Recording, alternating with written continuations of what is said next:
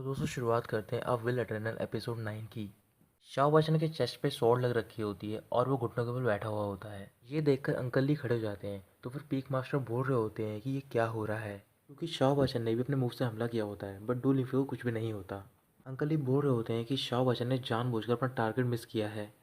Shao Bachchan वहीं ground पे गिर जाता है। फिर सारे डिसेबल उसके पास आते हैं, उसे उठाने की कोशिश कर रहे होते हैं। डिसेबल सोच रहे होते हैं कि शाओ बच्चन मर गया है। तभी अचानक से शाओ बच्चन अपनी आंखें खोलता है और वो उठ जाता है। फिर वो अपनी चेस्ट में से स्वॉर्ड निकालता है, बल्कि रियल में वो स्वॉर्ड उसकी चेस्ट के अंदर नहीं जाती है, वो बाहर ही अटक जाती है। जो कपड़े उसने पहन रखे होते हैं उनकी लेयर बहुत ज़्यादा मोटी होती है, इस वजह से वो स्वॉर्ड नहीं घुस पाती है अंदर। और ये देखकर डू लिंफे बेहोश जाती है। फिर पीक मास्टर रिजल्ट को अनाउंस करने जा रहे होते हैं। फिर पीक मास्टर अनाउंस करते हैं कि ये राउंड जीता है शाओ बच्चन है। जितने भी डिसेबल होते हैं वो इस डिसीजन के अगेंस्ट में होकर बोल रहे होते हैं कि हम इसे सेटिस्फाई नहीं हैं। इसके बाद डू लिंफे को होश आता है तो फिर शाओ बच्चन डू लिंफे से बोल रहा होता है कि मैं तुम्हें डराना नहीं चाहता था। डू लिंफे गुस्से से पीक मास्टर में बोल रही होती है कि मैं इस रिजल्ट से कन्विंस नहीं हूँ, मैं एक और बार कॉम्पिटिट करना चाहती हूँ उससे। फिर सारे डिसेबल भी डू लिंफे को सपोर्ट करने लग जाते हैं। अंकल ली लिंगफे से पूछ रहे होते हैं क्या तुम वाकई में कंपटीशन करना चाहती हो, तुम्हारी हालत ऐसी नहीं लग रही है। डू लिंगफे हाँ बोलती है और बोल रही होती है कि मैं इससे कॉम्पिटिट करूंगी। शाओ वचन बोल रहा होता है कि हारना जीतना ये तुम्हारे लिए इतना इंपॉर्टेंट है। तभी डू लिंगफे अपनी स्वॉर्ड लेती है और मेडिसिन बाहर निकालती है और बोल रही होती है कि अगर तुमने मुझे हरा दिया तो फिर मैं ये तुम्हें दे दूंगी। डिसिपल डू लिंगफे से बोल रहे होते हैं कि तुम्हें ये नहीं करना चाहिए, अगर तुम्हारे पैसे हो तो भी तुम्हें दवाई नहीं खरीद पाओगी। शाहबाजन बोल रहा होता है कि मैं ये नहीं ले सकता हूँ। तो फिर डू लिंगफे बोलती है कि तुम मुझसे वेजिटेशन के बारे में कंपटीशन करो, हम दोनों ही शुगर माउंटेन मेडिसिन रिफाइनर है और मैं चाहती हूँ कि तुम मुझसे मेडिसिन के बारे में कंपटीशन करो। भाई शासन मान जाता है। फिर अंकल ली बोल रहे होते हैं कि मैं तुमसे क्वेश्चन पूछूंगा आज। वो उन दोनों के सामने एक सीट फेंकते हैं और अपनी पावर से उसमें से एक प्लांट निकालते हैं। अंकल ली बोल रहे होते हैं कि जो भी इस प्लांट के बारे में सबसे ज़्यादा बताएगा और सही बताएगा वही जीतेगा ये कॉम्पिटिशन। फिर डू लिंगफे प्लांट के पास जाती है, उसकी सारी लीव्स और फ्लावर चेक कर रही होती है। अंकल ली मी शांग से बोल रहे होते हैं इसमें कोई डाउट नहीं है कि डू लिंगफे एक टॉप स्टूडेंट है, बट मैं क्यूरियस हूँ शाओ बजन के बारे में कि अब वो क्या करेगा। डू लिंगफे पीक मास्टर से बोलती है कि मैं तैयार हूँ और वो बोल रही होती है कि मैंने इस प्लांट में सिर्फ 8 चीज़ें देखी हैं।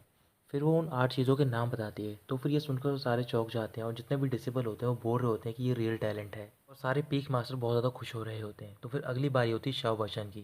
शाओ बच्चन बोल रहा होता है कि आप लोगों को डू लिंगफे ने पहले ही 8 अलग अलग तरीके के स्पेशल प्लांट के बारे में बता दिया, मैं इसके एडिशन बताऊंगा क्योंकि मुझे इसमें और 67 प्लांट और दिखे हैं। डू लिंगफे बोल रही होती है कि तुम झूठ बोल रहे हो, अगर तुम्हें ऐसा लग रहा है तो फिर तुम पूरा वेजिटेशन चैप्टर यहाँ पर रिसाइड करो। अंकल ली शाह बच्चन से बोल रहे होते हैं कि तुम मुझे सारी चीज़ों के बारे में डिटेल में बताओगे। फिर शाह बच्चन सारे प्लांट के बारे में डिटेल में बताना स्टार्ट कर देता है और ये सब देखकर सारे डिसेबल और डू लिंगफे चौंक जाते हैं। पीक मास्टर बोल रहे होते हैं कि शाह बच्चन सिर्फ हर्ब के नाम सही नहीं बता रहा बल्कि डिटेल्स के बारे में बिल्कुल सही बोल रहा है और एक मेडिसिन रिफाइन के तौर पर उसका जो फ्यूचर है वो बहुत ज़्यादा ब्राइट है। अंकल ली बोल रहे होते हैं लगता है कि शाह बच्चन थोड़ा बहुत कैपेबल है। पीक मास्टर बोल रहे होते हैं कि तुम थोड़ा कंजर्वेटिव हो रहे हो, बल्कि शाह बच्चन एक एक्स्ट्राऑर्डिनरी स्टूडेंट है। काफ़ी देर तक प्लांट के बारे में बताने के बाद आखिर में शाह बच्चन का वो चैप्टर एंड हो जाता है।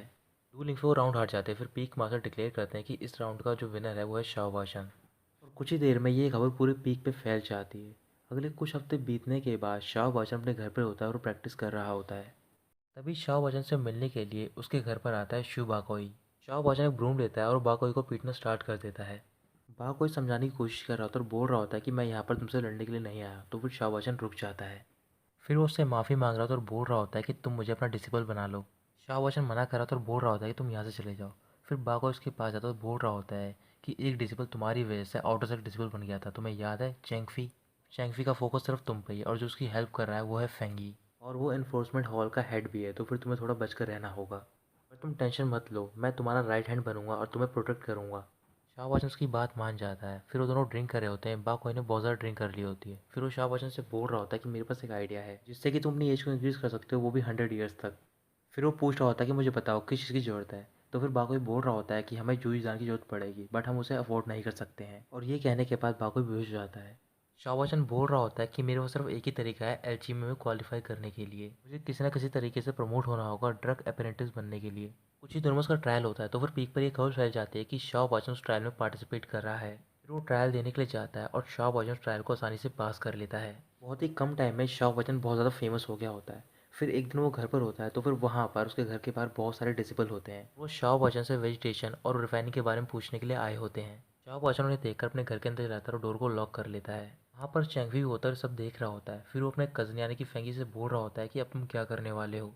फेंगी बोल रहा होता है कि तुम्हें जल्दबाजी करने की कोई ज़रूरत नहीं, मेरे पास एक आइडिया है। कुछ देर बाद शाओ बच्चन सारे डिसेबल को एक एक करके अपने घर के अंदर बुलाता है और उन्हें समझा रहा होता है। फिर वो एक एक करके सारे डिसेबल की प्रॉब्लम सॉल्व कर देता है और आखिर में उससे मिलने के लिए आती है शाओमी और वो शाओ बच्चन की बहुत ज़्यादा तारीफ कर रही होती है।